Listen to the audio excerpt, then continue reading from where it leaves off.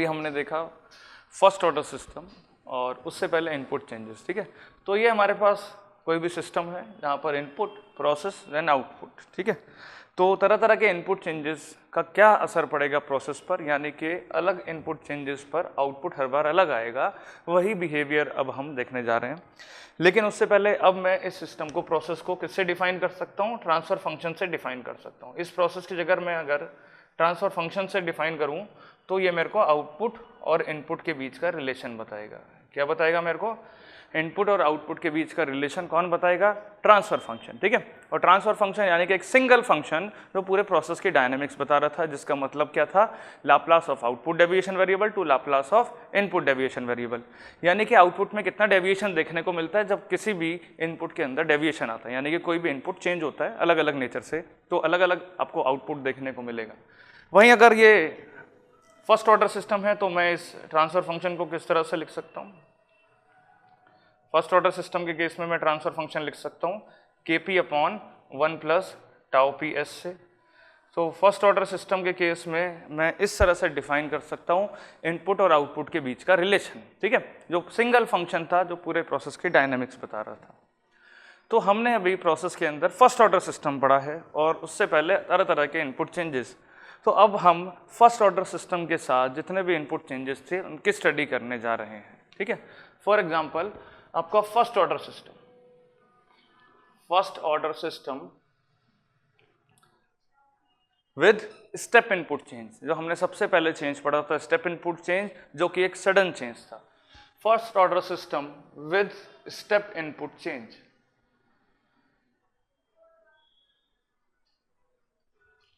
First order system with step input change, ठीक। तो input change के साथ अब हम फर्स्ट ऑर्डर सिस्टम पढ़ने जा रहे हैं। तो किसी भी फर्स्ट ऑर्डर सिस्टम को मैं डिफाइन कर सकता हूँ इस तरह से, जिसका ट्रांसफर फंक्शन था मेरे पास ys by x s is equals to Kp upon 1 plus tau P s. वहीं पर अगर ये स्टेप इनपुट चेंज है तो स्टेप इनपुट चेंज के केस में मेरे पास एक्सेस क्या हो जाएगा? स्टेप इनपुट चेंज के केस में x s is equals to a by s. यहाँ पर a क्या था? जो मेरे को बता रहा था कि कितने यूनिट का चेंज आया है। तो यहाँ से मैं ys को लिख सकता हूँ ys is equals to X S into gs और ys is equals to Kp upon 1 plus tau P S into a by S. ये मेरे पास ys आ गया, ठीक है, ys आ गया मेरे पास, यानी कि डेविएशन वेरिएबल जो y था आउटपुट का, ठीक है। अब उसको मैं s डोमेन में यहाँ पर पढ़ रहा हूँ, लेकिन मुझे क्या करना है? यहाँ पर मेरे को t डोमेन में लेकर आना है अगर मैं रेस्पॉन्स देखना चाहता हूँ। और t डोमेन में लाने के लिए मुझे लेना पड़ेगा इधर लाप्लास इनवर्स, और लाप्लास इनवर्स ऑफ ys मेरे को क्या देगा? लाप्लास इनवर्स ऑफ ys मेरे को देगा कैपिटल YT, यानी कि डेविएशन वेरिएबल के टर्म्स में आउटपुट की वैल्यू। और जब इसका लाप्लास इनवर्स लेंगे, यानी कि ये जो फंक्शन है मेरे पास जो क्या बन रहा है AKP divided by S 1 plus tau P S, ठीक है, ये मेरे पास वैल्यू हो गई। अब मुझे इसका इन्वर्स लाप्लास लेकर चलना है। तो जब इसका इन्वर्स लाप्लास हम लेकर चलेंगे तो मुझे क्या मिलेगा? यहाँ से YT मिलेगा, कैपिटल YT, जैसा कि आप यहाँ पर देख सकते हैं।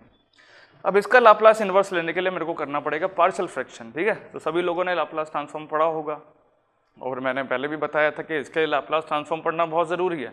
तो पहले आप इस सब्जेक्ट को पढ़ने से पहले एक बार मैथमेटिक्स में से लाप्लास ट्रांसफॉर्म एक बार उसका क्विक रिवीजन कर लें, ठीक है, ताकि आपको ये सॉल्व करने में ज़्यादा प्रॉब्लम ना हो। पार्शियल फ्रैक्शन में आपको सॉल्व करना है और इसके पार्शियल फ्रैक्शन में जब आप सॉल्व करेंगे तो मेरे पास क्या आएगा? लाप्लास इनवर्स ऑफ AKP को हम कॉमन ले लेंगे। AKP को कॉमन लेंगे तो किस तरह से पार्शियल फ्रैक्शन होता है? a small a by s plus small b divided by 1 plus tau P S, ठीक है। Small a by s divided by small a by s plus b divided by 1 plus tau P S, ठीक है। तो मुझे small a और small b की value यहाँ पर फाइंड करनी है ताकि मैं इसको सॉल्व कर सकूँ आगे। और इसको सॉल्व करने में मेरे को क्या करना पड़ेगा? यहाँ पर कंपेयर करना पड़ेगा, जिस तरह से हम मैथमेटिक्स में करते थे।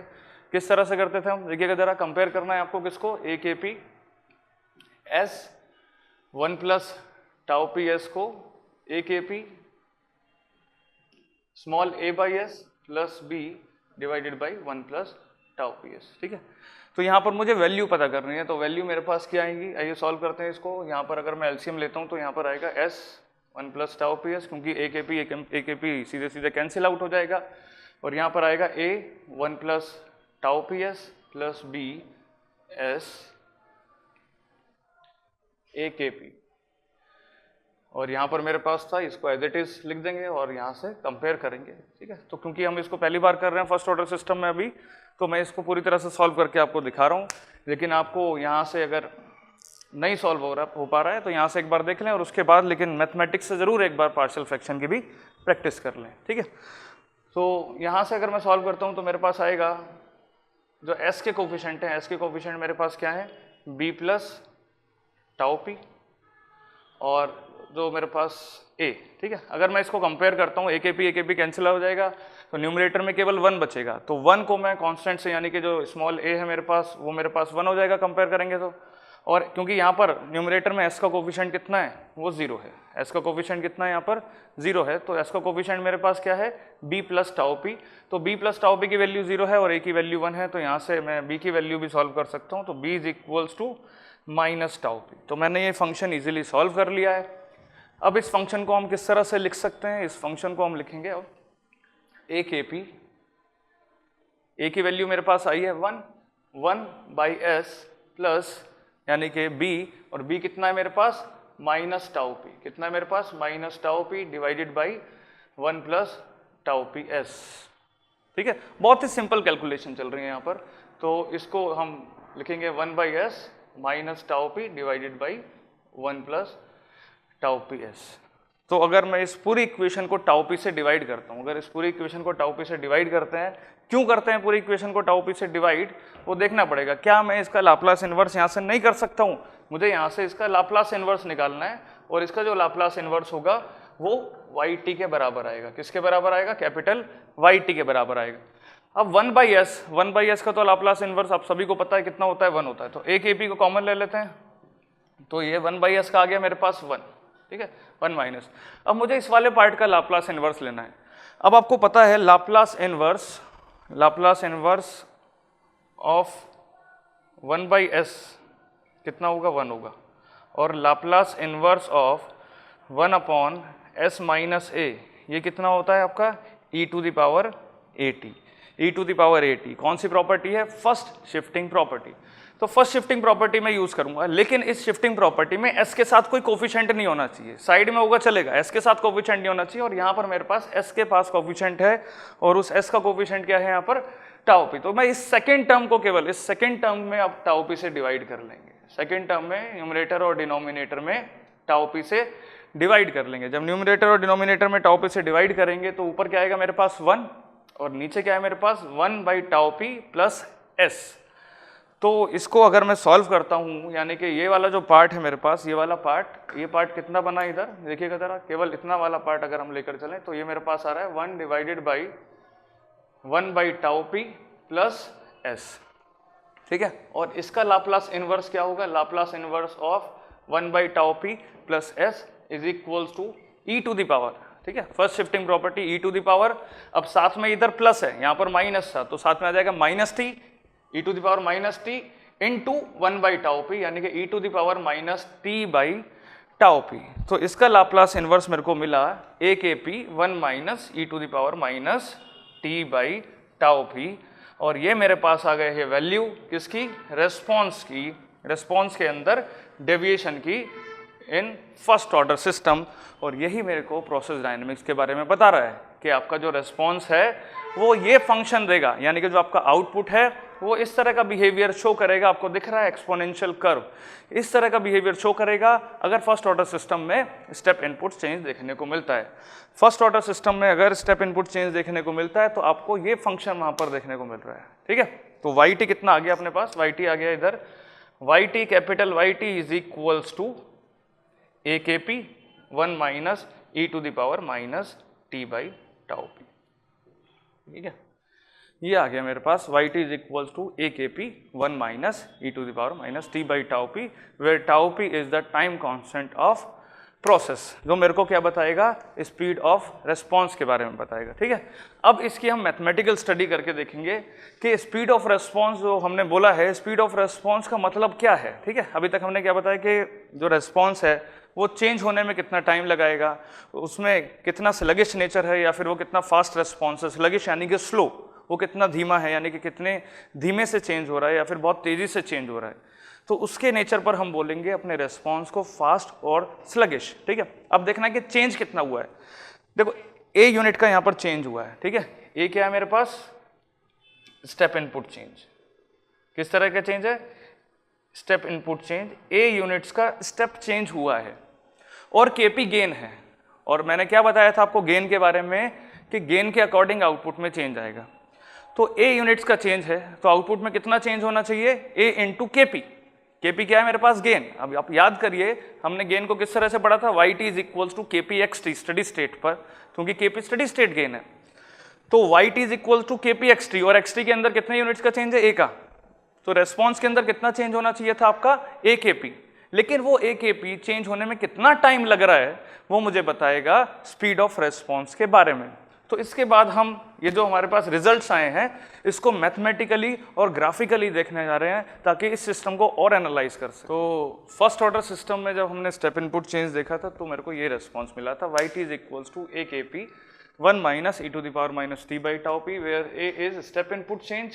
ठीक है, कितने यूनिट्स का मेरे पास चेंज हुआ है, step input change, and K P is like study state gain. K P is like study state gain. ये हमारे पास था स्टडी स्टेट गेन। ठीक है, अगर हम देखें इधर T equals to tau P पर मेरे को क्या देखने को मिल रहा है। ठीक है, टाउ पी पर अभी हम जोर देंगे टाइम कांस्टेंट ऑफ प्रोसेस पर, जहां पर हमने इसको पहले स्पीड ऑफ रेस्पॉन्स कह के बोल दिया था। अब उसी को हमें समझना है, मैथमेटिकली भी समझेंगे और ग्राफिकली भी समझेंगे। ठीक है, अब सोचिए अगर टाउ पी की वैल्यू मेरे पास इन्फानाइट है, अगर टाउ पी की वैल्यू मेरे पास कितनी है, इन्फानाइट है, तो E to the power minus T by infinite, तो ऊपर मेरे पास आ गया 0 और e टू द पावर 0 क्या बनेगा, 1 बनेगा। तो 1 माइनस 1 0, तो कैपिटल वाई टी हो गया 0 मेरे पास। यानी कि आउटपुट में कोई चेंज नहीं देखने को मिलेगा, आउटपुट में आपको कोई भी चेंज देखने को नहीं मिलेगा अगर टाउ पी की वैल्यू कितनी है, इन्फानाइट है। बट चेंज तो हुआ था ए का, ए यूनिट्स का चेंज हुआ था, केपी गेन था। ठीक है, और वो चेंज मेरे को देखने को नहीं मिल रहा है। इसका मतलब सिस्टम कैसा है आपका, स्लो और स्लगिश है। ठीक है, इसको और समझते हैं जरा। पहले हम इसको मैथमेटिकली भी देख लेते हैं। तो T equals to tau P पर, at t equals to tau p, at t equals to tau p, capital YT is equals to a k p 1 minus e to the power minus 1, a k p 1 minus e to the power minus 1, so it will come out 0.632 a k p. Yt is equals to a k p 1 minus e to the power minus 1 is equals to 0.632 a k p। यानी कि change था मेरे पास a का, कितना change था मेरे पास, a units का change था जैसा कि यहाँ पर लिखा हुआ है, और kp क्या था मेरे पास, स्टडी स्टेट गेन, और kp मेरे पास कहाँ से आया था, yt is equals to kp xt, जब मैंने इस इक्वेशन को स्टडी स्टेट पर लिखा था। कहाँ पर लिखा था, एट स्टडी स्टेट। तो ये गेन बता रहा था। और xt के अंदर मेरा कितने यूनिट्स का चेंज गेन हुआ है, सॉरी चेंज हुआ है, वो हुआ है a यूनिट्स का चेंज। तो yt होना चाहिए था मेरे पास akp, लेकिन अब ये akp का कितनी वैल्यू मेरे पास है, akp की 63.2% वैल्यू मेरे पास है। कितनी परसेंट है मेरे पास, 63.2% ऑफ akp। चेंज मेरे को देखना था वहां पर akp का, a यूनिट्स का चेंज हुआ था और गेन था kp, तो आउटपुट में चेंज होना चाहिए था akp का, लेकिन t equals to tau P पर चेंज हुआ 0.632 akp का। तो akp का चेंज कब होगा, अगर मुझे एग्जैक्ट akp का चेंज देखना है तो वो कब होगा वो देखेंगे। लेकिन इसके पहले ऐसे ही हम कुछ वैल्यूज कंसीडर कर लेते हैं, जैसे कि हमने देखा अभी t equals to tau P पर 0.632 akp। अगर मैं यहाँ पर at t equals to 2 tau P लेकर चलता हूँ, at t equals to 2 tau P लेकर चलता हूँ, तो yt is equals to akp 1 minus E to the power minus 2। आप खुद भी सॉल्व करके देख सकते हैं कितनी वैल्यू आ रही कैलकुलेटर से। तो यहाँ पर आएगी आपकी 0.86 akp, that is 86% of A K P, ठीक है। तो 2 टाउ पी पर, यानी कि अगर मैं टाइम को और बढ़ाता हूं तो उसके बाद भी मेरे को पूरी तरह से चेंज देखने को नहीं मिल रहा है, ठीक है। सिमिलरली मैं कुछ और वैल्यूज ले लेता हूं, जैसे कि at T equals to 3 tau P और at T equals to 4 tau P. 2 value और मैंने यहाँ पर कंसिडर करी है। 2 वैल्यू पर देखते हैं रेस्पॉन्स क्या आएगा, है ना। बहुत ही सिंपल सी कैलकुलेशन है यहाँ पर। A K P 1 minus E to the power -3, यानी कि 0.95 ए के पी यहाँ पर आएगा। कितना आएगा ए के पी। तो ये वैल्यू आप सॉल्व करके देख लें, ठीक है, हर बार यही वैल्यू आएगी इधर। तो 95% ऑफ ए के पी मेरे पास आ गया, ठीक है। At T equals to 4 tau P capital Y T is equals to A K P 1 minus E to the power -4, ये मेरे पास आ जाएगा 0.98 A K P, that is 98% of A K P, ठीक है।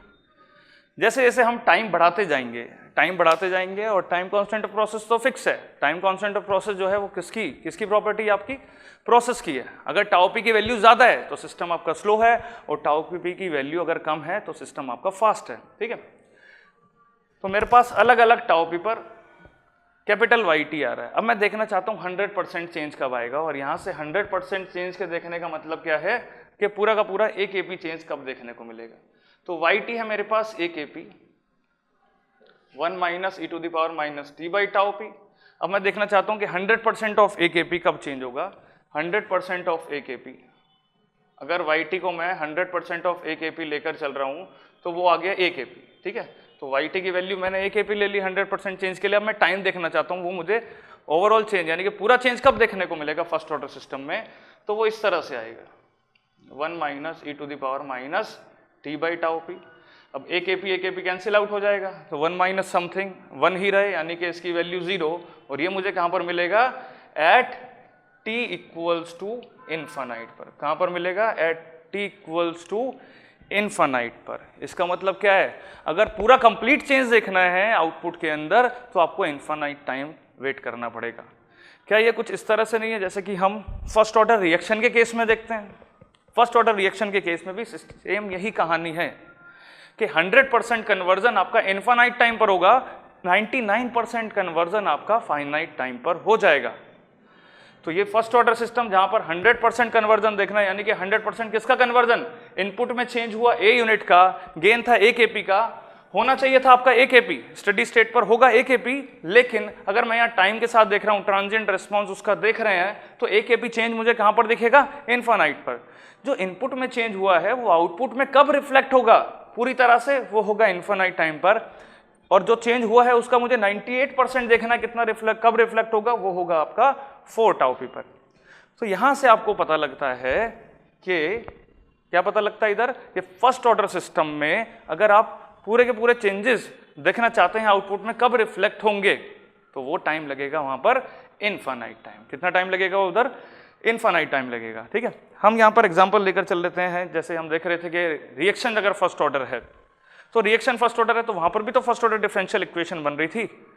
तो सेम मैथमेटिक्स वहां पर भी फॉलो हो रही है। जब सेम मैथमेटिक्स वहां पर फॉलो हो रही है तो वहां पर भी 100% कन्वर्जन, ठीक है। अब इसको थोड़ा इंडस्ट्री के टर्म्स में बात करते हैं कि फर्स्ट ऑर्डर रिएक्शन अगर कहीं हो रही है तो एज एन इंजीनियर क्या आप चाहेंगे कि वो 100% कन्वर्जन तक जाए? नहीं, वो ऑप्टिमाइज सिस्टम नहीं है, वो ऑप्टिमाइज वे नहीं है किसी प्रोडक्ट के लिए। वो कोई ऑप्टिमाइज वे नहीं है किसी प्रोडक्ट के लिए। आप नहीं चाहेंगे 100% कन्वर्जन तक रिएक्शन जाए फर्स्ट ऑर्डर सिस्टम की, क्योंकि 100% कन्वर्जन तक जाने में फर्स्ट ऑर्डर रिएक्शन को इनफानाइट टाइम लगता है। तो सिमिलरली आप यहाँ पर वेट नहीं करेंगे, अगर फर्स्ट ऑर्डर सिस्टम है तो आप वेट नहीं करेंगे पूरा रेस्पॉन्स कब शो होगा, पूरे रेस्पॉन्स का आप वेट नहीं करेंगे, क्योंकि उसके लिए इनफानाइट टाइम। जब आपको 98% किसी फाइनाइट टाइम पर मिल रहा है, किसी फाइनाइट टाइम पर मिल रहा है, 99% भी किसी फाइनाइट टाइम पर मिल रहा है, बट 100% मिलने के लिए आपको इनफाइनाइट टाइम का वेट करना पड़ेगा। तो ये था आपका first order system with step input change में आपका रेस्पॉन्स क्या आया, ठीक है। तो हमने मैथमेटिकली उसको देखा, अलग अलग टाउ पी पर क्या वैल्यू आ रही है। सिमिलर सिचुएशन आपने फिजिक्स में भी पढ़ी होगी जब आप बैटरी वाले केस में पढ़ते थे कि कितना चार्ज हो गया कितना नहीं हुआ है। तो वहाँ पर भी ये टाइम कांस्टेंट का टर्म आता था, वहाँ पर भी टाइम कांस्टेंट का टर्म आता था। यानी कि मैं बात कर रहा हूँ CR सर्किट वाले केस की। CR सर्किट के केस में भी फर्स्ट ऑर्डर सिस्टम में, यहाँ पर first order system equation form होती थी जब आप करंट और चार्ज वगैरह लिखते थे, तो उसके केस में भी 63.2% वहाँ पर आता था फाइनल का at t equals to tau P पर। तो मैंने यहाँ से ये कुछ 4 इक्वेशन लिखी हैं, ठीक है, अलग अलग टाइम कांस्टेंट पर, सॉरी अलग अलग टाइम पर, और टाइम मैंने कितना लिया, एक बार टाउ पी, एक बार 2 टाउ पी, एक बार 3 टाउ पी और एक बार 4 टाउ पी, ठीक है। अब इसको मैं ग्राफिकली देखने जा रहा हूँ। ग्राफिकली यहाँ पर मेरे को क्या देखने को मिलेगा, इनपुट चेंज की अगर बात करते हैं, देखिएगा जरा, टाइम और ये है मेरे पास xt, कितने यूनिट्स का चेंज हुआ, हाँ xt को मैं डेविएशन में लिख रहा हूँ कैपिटल में आपको, ठीक है। अब सारी बातें डेविएशन में करेंगे हम, सारी बातें डेविएशन में करेंगे, और डेविएशन को नोटेशन कैसे देना है अपने को, या तो अपर केस लेटर से या फिर आप ओवर बार से, ठीक है। तो कितना चेंज हुआ था यहाँ पर, a यूनिट्स का चेंज हुआ था, यही था हमारे पास, a यूनिट्स का चेंज हुआ। वही स्टेप इनपुट चेंज अगर फर्स्ट ऑर्डर सिस्टम में देखने को मिल रहा है, कहां पर देखने को मिल रहा है, step input change first order में देखने को मिल रहा है, तो उसका ग्राफ क्या होगा। और आपको पता है yt कितना है आपका, yt is equals to a kp 1 minus e to the power minus t by tau P, ठीक है। एक्सपोनेंशियल कर्व आपको पता होना चाहिए किस तरह से चल रहा है। फिर भी t इक्वल्स टू 0 पर, t इक्वल्स टू 0 पर मेरा yt कितना आ रहा है, देखिएगा जरा, t इक्वल्स टू 0 पर yt की वैल्यू कितनी है, t इक्वल्स टू 0 पर e to the power minus 0 यानी कि 1 हो गया, और 1 माइनस 1 मेरे पास आ गया 0। तो कर्व की जो स्टार्टिंग होगी वो कहाँ से होगी, 0 से होगी। अब ये कर्व कहाँ पर स्टार्ट हुआ था, ये कर्व हमने इसको यहाँ पर t इक्वल्स टू 0 से यहाँ से स्टार्ट किया था, तो ये कर्व भी 0 टाइम से स्टार्ट हो रहा है, और ये कर्व भी अब हम उसको यहाँ पर टाइम 0 यहाँ से डिनोट कर रहे हैं। यहाँ पर क्यों हमने ऐसा किया था, ताकि यहाँ पर अगर चेंज शो करेंगे तो हो सकता है कुछ लोगों को ये समझ में ना आए कि चेंज कितना हुआ है, ठीक है। तो हमने 0 यानी कि रेफरेंस टाइम यहाँ से स्टार्ट किया था, तो उसमें तो किसी को मेरे ख्याल से प्रॉब्लम नहीं होनी चाहिए। तो आपका जो रेस्पॉन्स का कर्व है वो यहाँ से स्टार्ट होने वाला है, रेस्पॉन्स का कर्व, और किस तरह से चलेगा, एक्सपोनेंशियल कर्व। एक्सपोनेंशियल कर्व तो है, लेकिन e to the power minus X का कर्व है। किसका कर्व है आपका, e to the power minus X का कर्व है, इस तरह से चलेगा। और फाइनल वैल्यू क्या आ जाएगी, a kp आपका कब आएगा, a kp आएगा आपका yt t tends to infinite पर, देखिएगा जरा, t टेंस टू इन्फिनाइट पर, t टेंस टू इन्फिनाइट पर e to the power minus infinite, और e to the power minus infinite कितना बनेगा, 0 बनेगा, तो मेरे पास आ जाएगा a kp, यानी कि ये कर्व लास्ट में जाकर a kp पर सेटल हो जाएगा। कहां पर सेटल हो जाएगा आपका, a kp के अबाउट ये कर्व सेटल हो जाएगा। और इनपुट चेंज कितने यूनिट्स का था आपका, कैपिटल A यूनिट्स का चेंज था, और ये कर्व आपका कहां पर सेटल हो रहा है, a kp के अबाउट सेटल हो रहा है,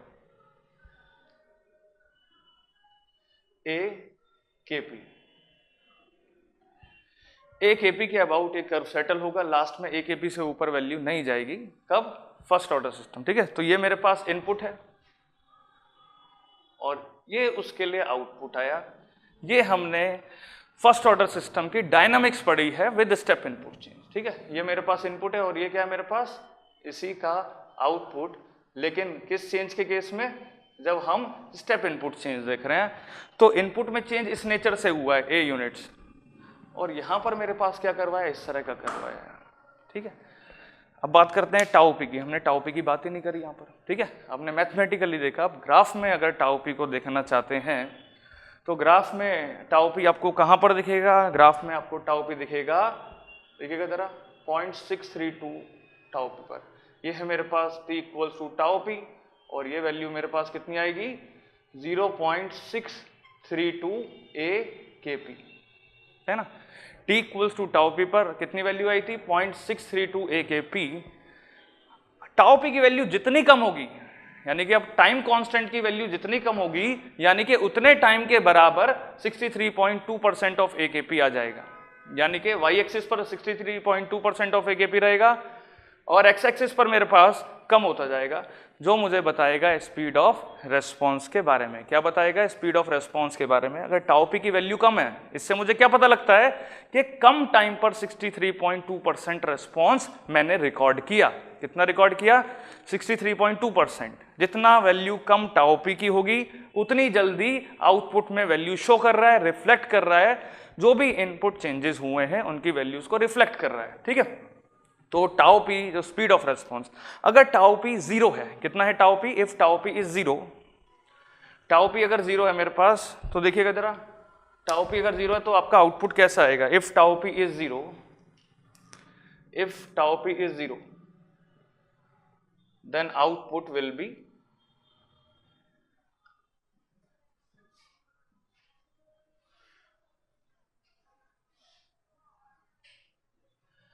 यानी कि 63.2% चेंज होने में टाइम ही नहीं लगेगा। क्या नहीं लगेगा? यहाँ पर 63.2% चेंज होने में टाइम ही नहीं लगेगा। पहले हमने मैथमेटिकली इसको देखा। मैथमेटिकली क्या देखा कि t equals to tau P पर 0.632 ऑफ AKP आ रहा है। कितना आ रहा है? 0.632 ऑफ AKP। और अगर टाउ पी की वैल्यू ना के बराबर है, कितना है आपका? ना के बराबर है, then output will be, if tau P is 0, that means response is very fast. Response is very fast, यानी कि मुझे आउटपुट के अंदर जो चेंजेस हुए हैं इनपुट में वो बहुत जल्दी रिफ्लेक्ट करेंगे। तो टाउ पी 0 है तो रेस्पॉन्स कैसा है आपका? बहुत ज़्यादा फास्ट है। और जैसे जैसे टाउ पी की वैल्यू बढ़ती जाएगी और रेस्पॉन्स मेरा कैसा होता जाएगा? स्लो होता जाएगा। तो यहाँ से क्या रिलेशन मिला है? टाउ पी अगर इंक्रीज होता है तो speed of response will decrease. अगर किसी का टाउ पी ज़्यादा है, टाउ पी अगर ज़्यादा है तो स्पीड ऑफ रेस्पॉन्स वहाँ पर कैसा होगा? कम होगा, यानी कि स्लो होगा। टाउ पी की वैल्यू 0 है तो रेस्पॉन्स कैसा है? बहुत ज़्यादा फास्ट है। टाउ पी की वैल्यू बहुत ज़्यादा है तो रेस्पॉन्स कैसा है आपका? बहुत स्लो है। ठीक है, तो ये मेरे को टाउ पी बता रहा है। हमने मैथमेटिकली देखा था t equals to tau P पर 0.632 ऑफ AKP।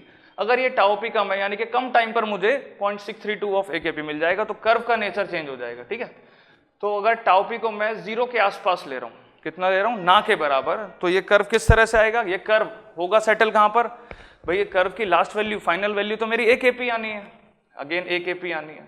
ठीक है, तो जब AKP आएगा तो ये अगर t इक्वल्स टू 0 है तो मेरे पास किस तरह से सेटल, तो ये AKP के अबाउट ही होगा। कहाँ पर होगा? ये AKP के अबाउट ही सेटल होगा। और टाउ पी की वैल्यू 0 के आसपास है तो इस तरह से आएगा।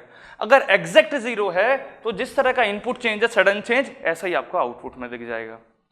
तो इनपुट में अगर चेंज हुआ है तो वो आउटपुट में कैसे रिफ्लेक्ट करता है, और इसका एग्जाम्पल लेकर चलते हैं। और देखिए जरा, मान लीजिए आप इंजेक्शन होता है ना, इंजेक्शन, तो वो इंजेक्शन के अंदर कोई, मान लीजिए मेडिसिन है, कोई ड्रग है, जब उसको आपकी बॉडी में इंजेक्ट करते हैं तो वो आपको बॉडी में रेस्पॉन्स कैसे शो कर रहा है? भाई इनपुट तो चेंज था कि मान लीजिए मैंने 2 ml किसी ड्रग का इंजेक्ट करा है अपनी बॉडी के अंदर।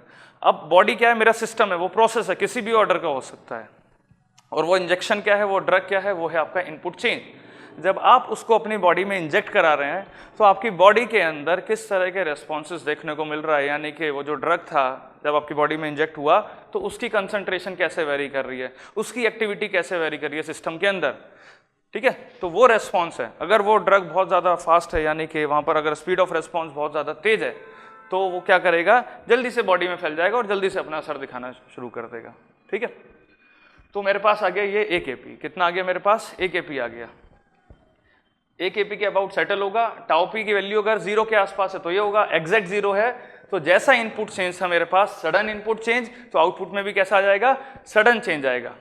क्लियर है?